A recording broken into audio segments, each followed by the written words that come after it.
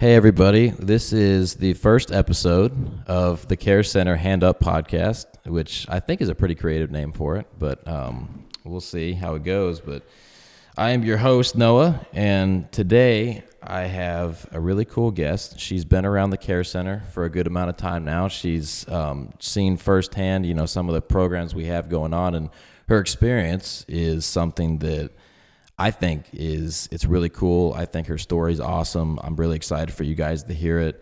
So this is Kim Daugherty. Kim, thanks for coming on. Thanks for having me. I'm so excited. Yeah, absolutely. So one thing that kind of stood out, we were talking before we came on here about your connections with the Community Learning Center, and I know you have a lot of love for that and a lot of experience with that, and I'm curious to know more, can you just kind of get into a little bit of what that experience has been like for you and your family? Absolutely. So I'm a mom of four, and I have 3 kids that are currently in New Hope, and they get to all do what we call is the after school clubs.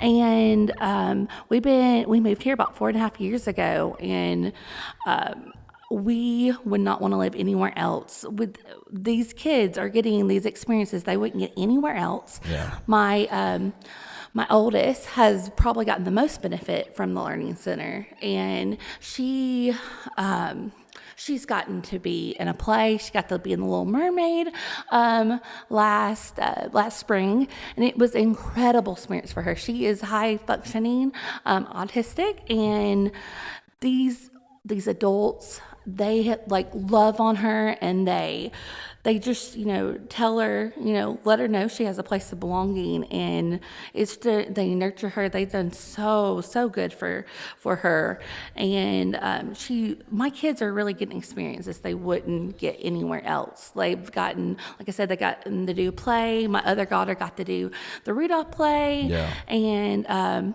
one of the really cool things about the Care Center is it takes some guilt off of me, because we don't always have money to do extracurricular activities, but we're able to through the Care Center. And my kids are learning things like my daughter, she was able to take a golf club, and she never ever would have known how much she loves golf if it wasn't for this club. Wow. This is my second daughter. She's gotten to do stop motion, and that's never she would have gotten to do something like that. And one of the really my favorite things to tell about the clubs is Izzy, my oldest, she actually got to do for 2 or 3 semesters, she got to do Color Guard Club, and that Color Guard was not even on our radar. So Color Guard, you go out with the band and they wave the flags and everything, and that club was amazing for her. That sparked an interest with her. Now she has goals. She wants to do Color Guard with the high school, and she wants to do Color Guard with college. And also her leader, Miss Jordan, was amazing, and she's just so good with those girls. And she's on the younger side, and so she's able to connect with them.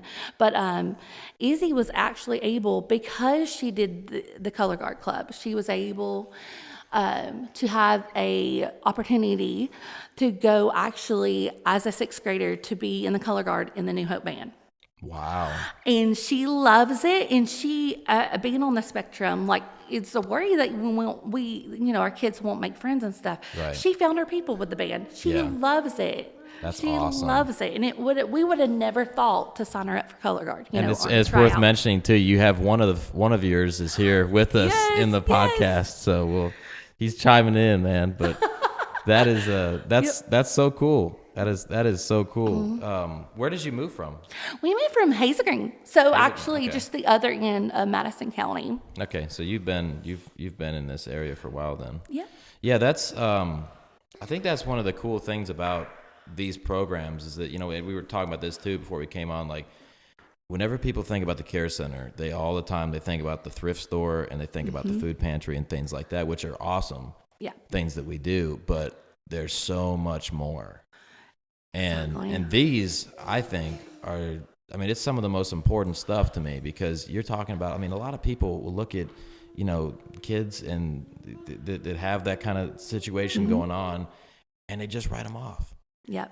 Like they're not, like it's not even like, oh, there's nothing, there's nothing we can do there. Yeah. So it's really, I think that's really cool to Absolutely. see, these programs that are going on. And I know we were also talking too about the bags of blessings and stuff, and you guys Yes. have been a part of that too. And that is huge, especially when we have these fall break weeks and our fall break or spring break or Christmas break. We get this huge bag of food for each kid. And when the years that we haven't had the bad lessons, we really feel it after spring break, financially wise. And so this really, really helps us. And our kids get so excited to get their bags, because they're like, they're going through them and they'll be like, oh, Mom, look what I got. And sometimes it's treats that we never get to buy because, they're just so expensive. For those of you that are listening to this and don't know, Bags of Blessings is something that at the Care Center we do, and a ton of volunteers from all over the town come out to this. And I've been there on a lot of the pack nights that we do, and it's really just such a fun experience.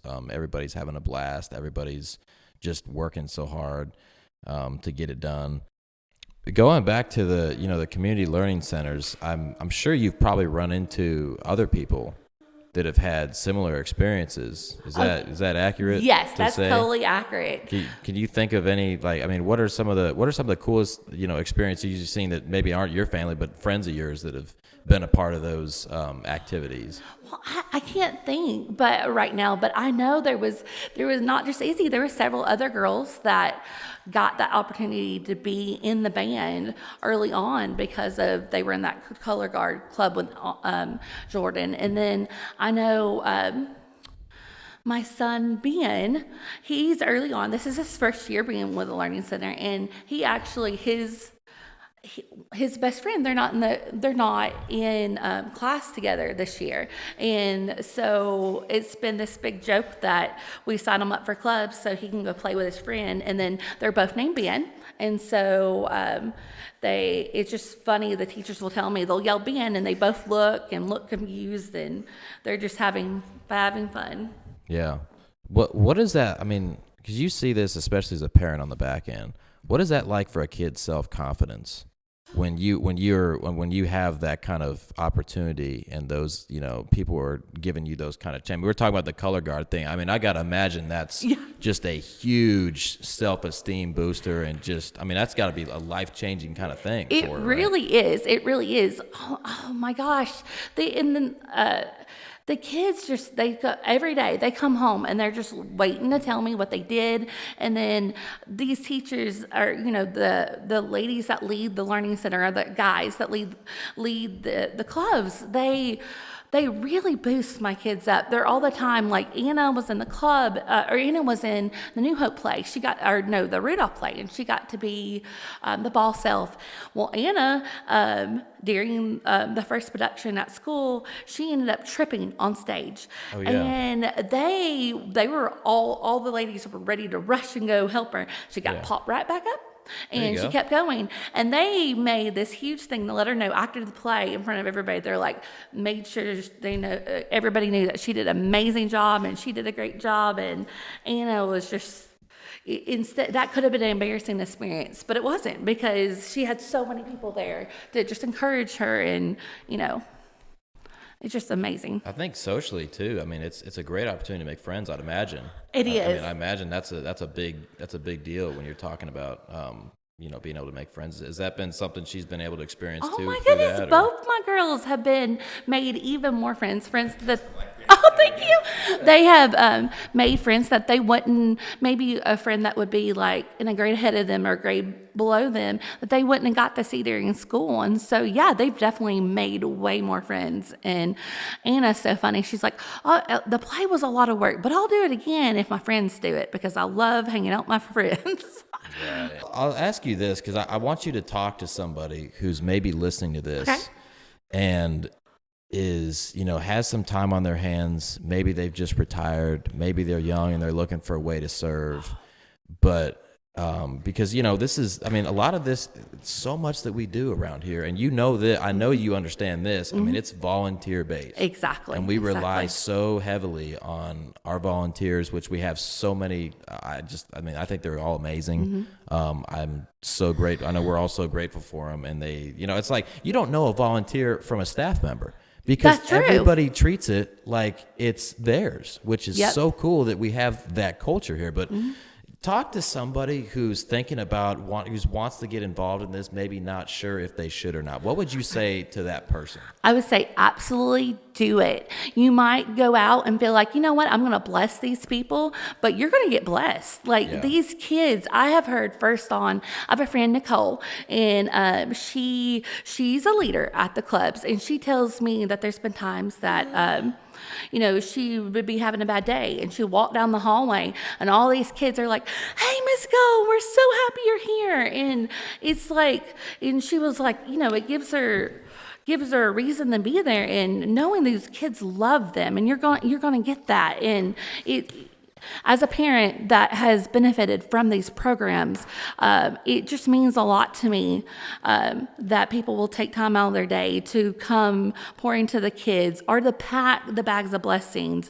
It really, really does make a difference, and we really appreciate it. But yes, definitely you should do it. Yeah, that's the key word there too, especially, I mean, there are so many people around here, I think, that, and you may think, I think a lot of people think to themselves, well, I'm not qualified. I don't know how, you know, how would I do that? I'm telling you right now, there's no such thing as, you know, being qualified. I mean, it is literally, and I think you'd agree with this. I mean, it's a group of people that just want to jump in and help out these kids, you know, because it's the future. And that's really the cool thing, you know, especially the culture in this town, I think, is really, you know, it's really a volunteer culture. You're seeing a lot of that. Exactly. So, I sure have. what has it been like, you know, for you personally as a mom? I mean, 4 kids, I mean, that alone is hard enough as it is, right?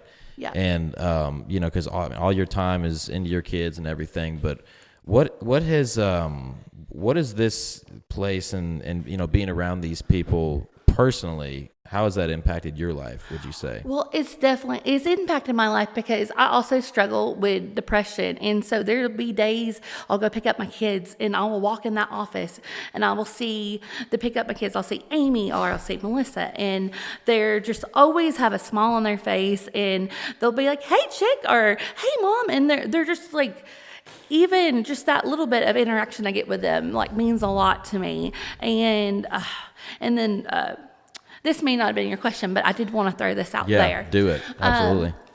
So 3 of my kids have appointments on Wednesdays afternoons, but one of my kids don't. And she's able to go to the care center. She doesn't have to stay at home by herself where I'm worried if she's okay or not. She's able to go to the learning center, and she's able to take classes there where I know she's safe. I'm not worried about her being at home or not being safe, and it just means a lot to me. I don't have to worry about the money to make sure she's in childcare. I don't have to check her out early so she misses school. And so that too alone has been a huge blessing to us. If you're a parent, you know how huge that is too. When you're talking about knowing that your kid is safe, knowing that your kid is somewhere, I mean, that's a big deal. It is. It definitely is. That's a really big deal. I'm going to wrap this up. Sounds good. Thank you so much for coming on this. Man, what a cool story. What an amazing experience. So thanks again for coming on. No problem. We're going to cut it Thank here. you. And we'll look forward to being with you guys next time in the next newsletter. Everybody take care. There's not too many people that can do it and do it well. And working with kids, especially in the situations that you do, I imagine that you've had to kind of pick up some secret sauces in a sense of lots of training. Yeah. What would you say to maybe somebody who's maybe getting started in the area that you're in right now that's hearing this? Any advice that you might give to them, and even to educators, you know, that are dealing with this every day? It's a tough world, as you know. But what would you say to somebody like that? Just breathe. just breathe. Yeah. Sometimes just hugging someone, hugging a child is all you need to do. Yeah. Just give them a hug. Just give them a hug. Don't give them a side hug. Don't give them a pat. Hug that baby. Hug that baby. Don't worry about it. Just hug that baby. And they're going to know that you love them. They're going to know that they're okay. That's been my experience. And there have been heart-breaking experiences since I've started this. And I have gone home and cried and said, I don't want to do this anymore. This is more than I can handle. And then show up the next day and have the child that I'm worried about or can't sleep over in my office bringing me a love note or, drew me a picture, I love you, Miss Dawn, that kind of thing. That's why I'm here. It's all because of the kids. We've all had teachers, we've all had people in our lives that we even remember sometimes from an early age that made an impact.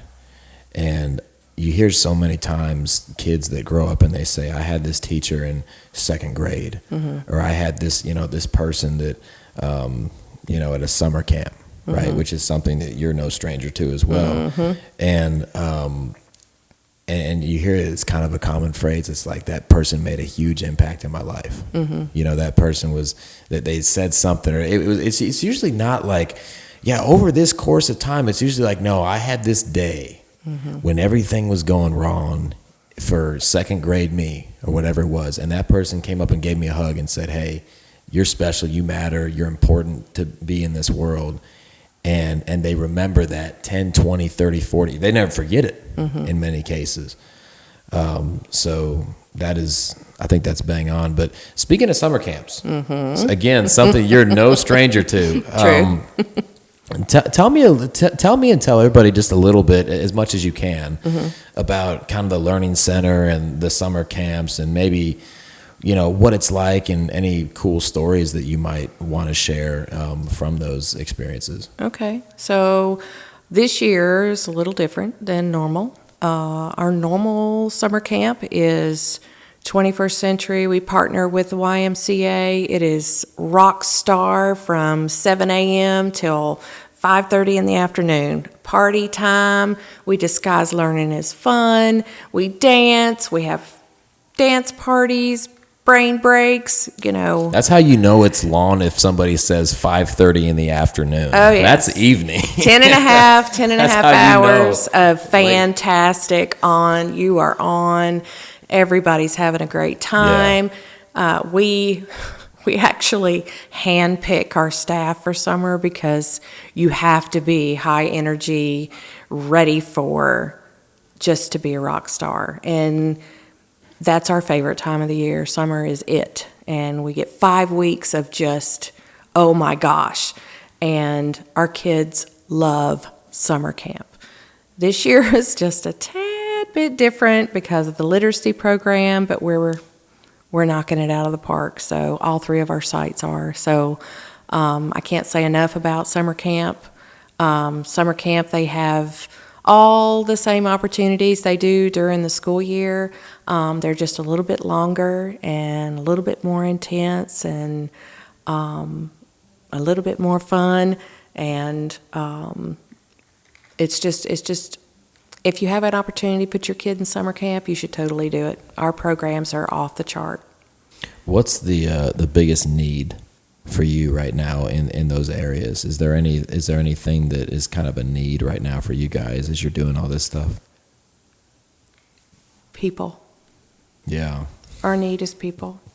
Our need is people who care, people who love children, people who just mentors. We need young people. We need people to just be there. That's all. Yeah. That's what we need. How if I'm somebody that's listening to this and I'm hearing you talk about this stuff and I'm going, man, I want to get involved in that. Like I'm one of those people. What's the first step that I should take? Just call me. Yeah. Just call me and I'll walk you through it. I have at least, I'm going to say 30 to 40 students who could just use a buddy, that could just use a big brother or a big sister, just have someone to say, hey, I care about you. Let's go play some basketball. Just people. That's all. Just people. No, you don't have to have any special requirements. There's no special training. There's no special anything. Just show up. Show up and care. That's it.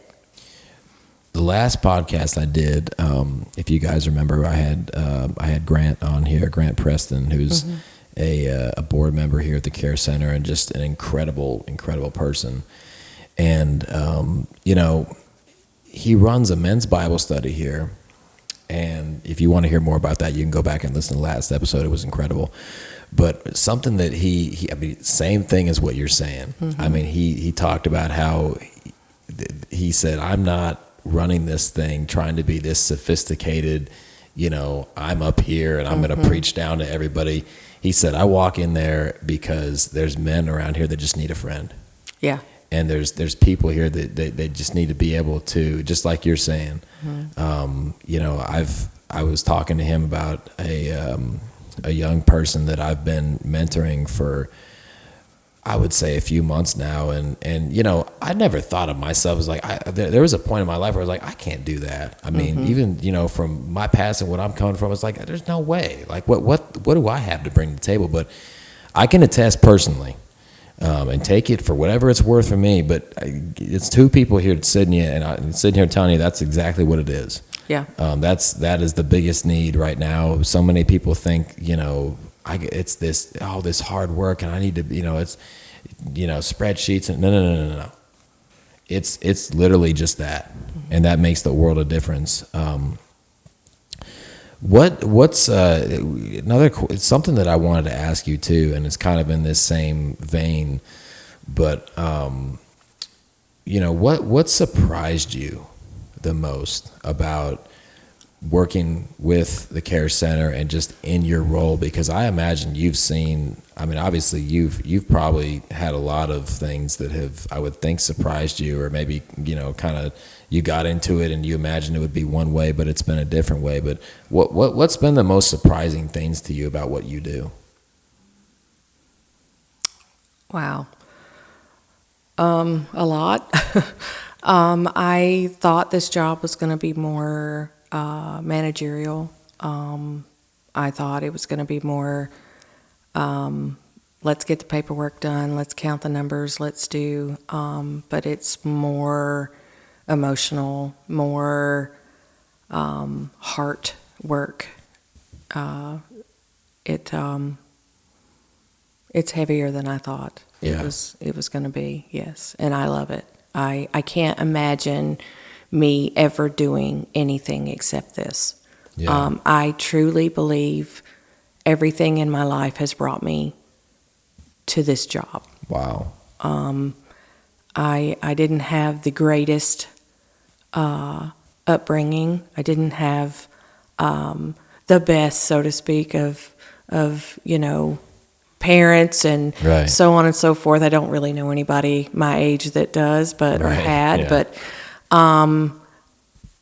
being a mother, being a wife, being a daughter, everything in my life has brought me here.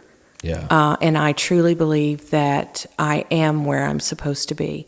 And what surprises me is how much I know I'm supposed to be here. How much I know I need the kids as much as they need me. Yeah. And my family feels the same way. We're all so involved in this area and this program. Yeah. Everyone around me, everyone that's important to me, everyone that is in my family, we are all here and involved in what we do day to day for the Care Center. I got to wrap this up as much as I don't want to.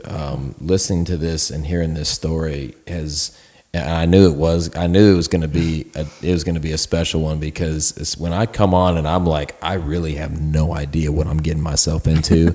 It gives me like a level of excitement to where it's like, man, I have no idea where it's going to go, you know, and that's the beauty about doing this. But I did not plan this last thing before we jump off here and wrap this up. But I want you to, because you just said something there that really grabbed me, and I want you to just expand on it for a second. You know, you made a statement. You said, "I'm surprised at how much I know I'm supposed to be here." Yeah. And I don't think it's gonna come as any shock to you that there's a lot of people out there. There's a lot of people that are, you know, kind of. I feel like more of the ages would be like coming out of high school. A lot of people, even in their 20s, early 20s, you know.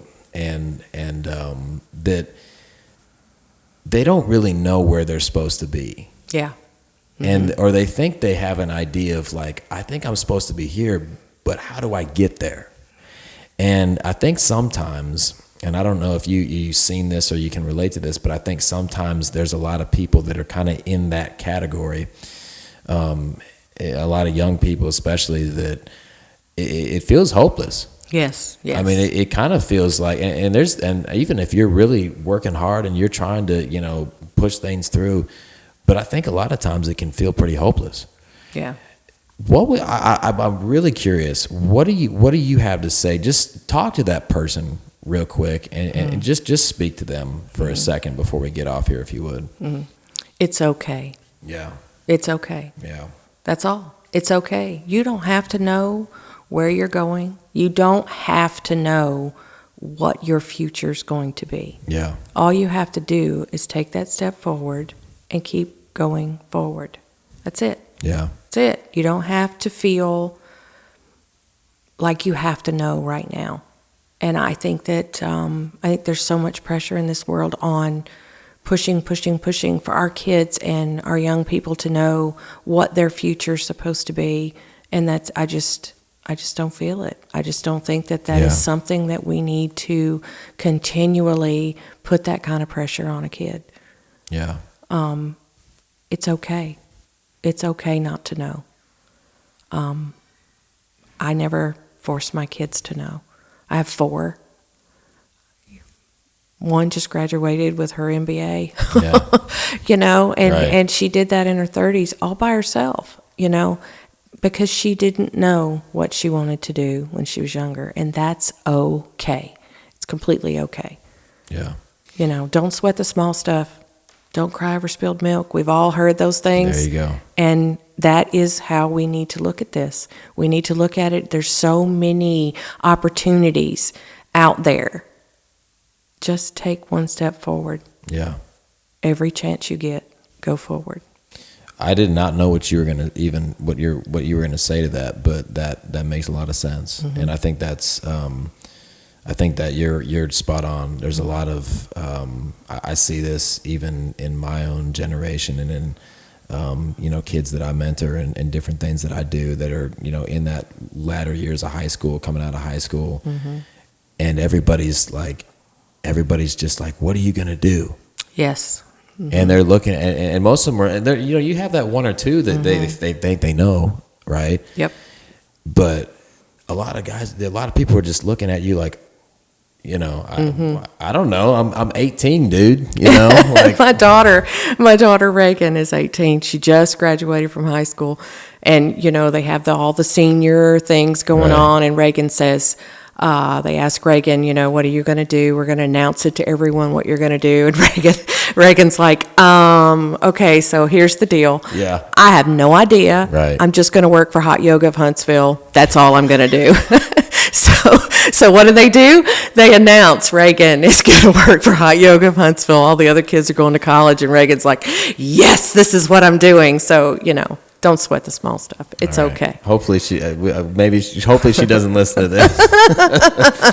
It's okay. All right. Well, listen, thank you again, Dawn, for coming on. Thanks for having me. It's an incredible story, and I mean, it's so cool. Like this is the best job in the world. I just get to come in here and listen to people tell all these incredible stories, and just, you know, it's awesome. Thank you for what you do. I think that this community is definitely a better place because of it. I know the Care Center is, and I didn't even know that you were the person that ran all that, but I've heard about it inadvertently before, Yeah. and I didn't put two and two together until we're 4 minutes into this. So that was fun. But again, everybody, I thank you again to, I just want to give a quick shout out to all our partners, our ministry partners, everybody that is financially supporting us. You know, we're here and we're doing this because of you guys. I mean, you guys really make this possible, and it's a team effort. I say this every time, but it's a team. And everybody has different roles here. There's, you know, I believe that God has created everybody with a purpose and different skills and abilities. And the cool thing about the Care Center and the cool thing about what we do is that we have a group of people that are really committed to figuring out what my lane is and staying in it and doing it to the best of our abilities. So a big shout out to our partners again, all of our church partners, financial supporters. Thank you for what you do. And hope you've enjoyed this podcast, and we will see you next time on another episode of The Hand Up. Thanks, guys.